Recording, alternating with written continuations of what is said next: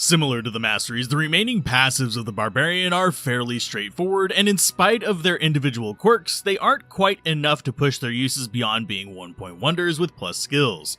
This is mostly because of how the math of the skills work out in relation to their various improvements. Probably the least loved of the four is increased stamina. This is because for the most part it doesn't add much to the character, but with its new synergy with Frenzy, it at least has some uses that can be beneficial if you're looking at making a speedy barbarian.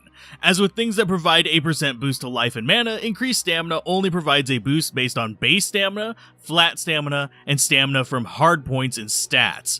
It won't boost stamina from, say, plus stamina per level sources or from plus vitality on gear, though outside of certain situations, you generally won't be running out of stamina on a barbarian even without worrying about this at higher levels.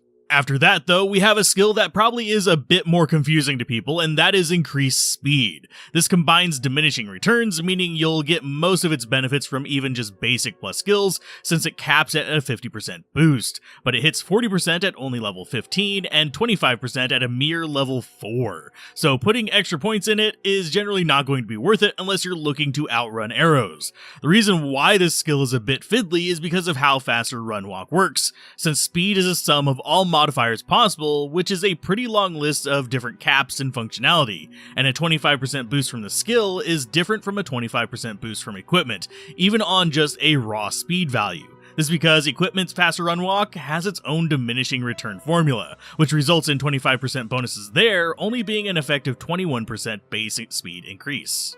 Moving over to the right, you have two skills that sometimes get more points, but that you won't find many reasons to actually invest in during the late game outside of very specific use cases. Starting with Iron Skin, we have the defense boost. This provides a steadily increasing amount of % defense boost. This stacks the same stages as ability defense, like Concentrate, Defiance, Shout, etc., and is additive to them. So it can still provide a relatively decent boost, but generally speaking, defense only goes so far when playing, especially if you're playing a character that needs to close ground. Generally, I would only consider this on leap builds or whirlwind builds that don't really need to worry about that movement defense penalty like other builds, and even then there's much more efficient ways to boost defense, especially since Shout has better synergy pairings and provides more defense for the same amount of points. The last one is actually probably the most important of the passive skills to get at least 1 point in, and that is natural resistance, and with an okay amount of plus skills, you can get a fairly reasonable bump to all your listed resists. This does make the skill rather special since it boosts poison resist in addition to lightning, fire, and cold, but as with the other skills on this list, diminishing returns are still a thing, so you won't want to dump too many points into this, just enough to get those plus skills working for you.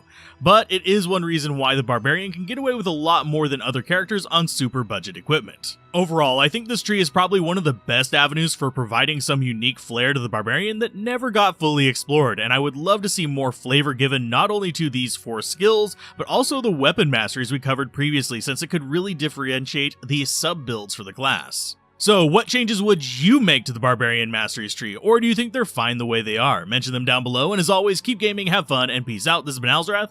Bye.